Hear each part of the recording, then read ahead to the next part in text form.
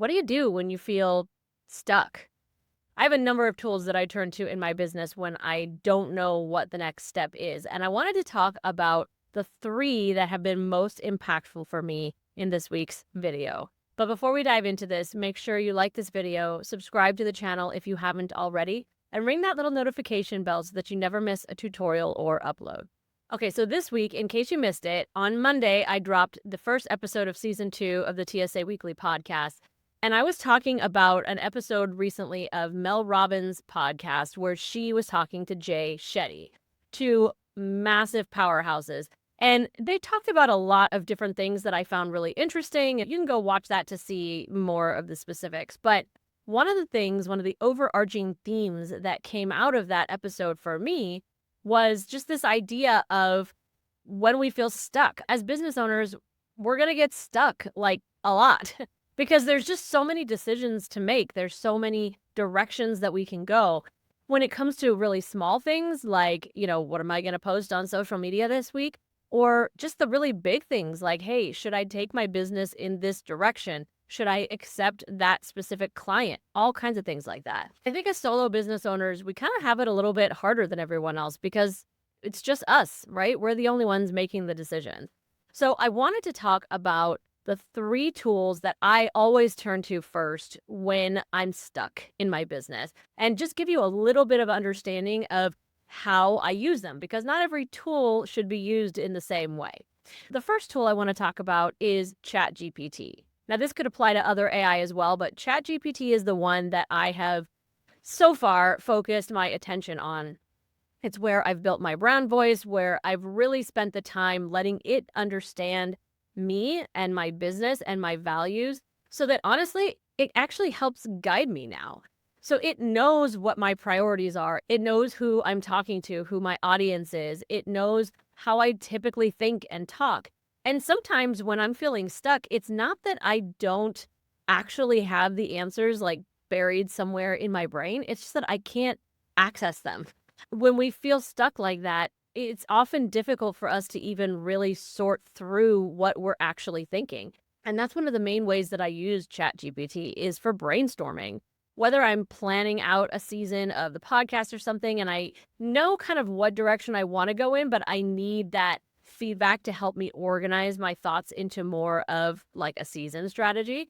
That's what I did when I knew that I needed to change up the way that the podcast was running. I knew I wasn't going to be able to just keep doing episodes every single week. So what I did was tell chat, like, here's the struggle that I'm having. Here's what I want to work towards. And can you help me give me some ideas of what that might look like if I broke things down into different types of season structures and how I could give myself breaks and how I could plan ahead for just like the overall topics that I wanted to talk about.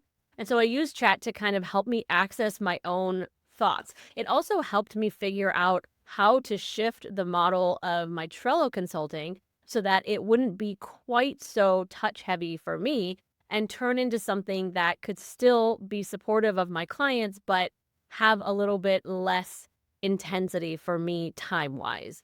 So the disclaimer that I would give here is obviously don't just take its feedback and run with it. You need to apply your own critical thinking and common sense and logic and desires into what it's giving you back. But it's such a great way for me to kind of brainstorm with myself and make sense of all the stuff that's going around in my brain. I do want to say, though, you don't want to do this with an AI tool until you have invested some time into teaching it about you and about your business, because otherwise you're going to get really generic responses, obviously. So it's really important to make sure that you've spent the time helping it understand you and know how you think. That's what's going to make it the most helpful for you and the most impactful. The second tool that I use when I get stuck, you're probably not going to be super shocked about, and that would be Trello. But you might be wondering how a tool like Trello helps me get unstuck. And that's because I use it as a second brain, right? I take those ideas that pop up in random times and I put them all in one place so that when I am at a crossroads and I don't know what the next thing I want to talk about is or the next tutorial I should do, I have a place to go, a repository of, again, ideas that have come from my own brain, but that have probably gone off to the wayside while I was focused on other things. It reminds me of the ideas that I had that I was inspired about in the moment, and then helps me get back into that idea and run with it. And then the third and definitely most impactful tool that I have in my belt as far as when I'm stuck is community. It's masterminding. And it's not even something that I do super officially right now.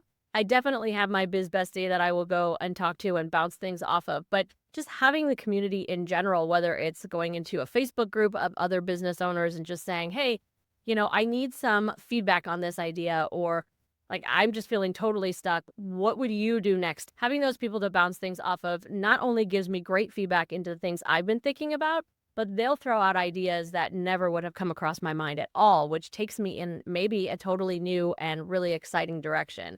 So while I obviously think that systems and tools are amazing and they are a great first step, they definitely don't replace other people. So I'm curious though, when you get stuck, because I know I'm not the only one here, what is the number one tool that you turn to? Let me know in the comments.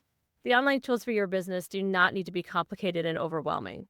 It's time to let it be easy. I hope you liked that video, and more importantly, that you found it helpful. If you did, please consider subscribing to the channel and sharing it with a fellow solopreneur.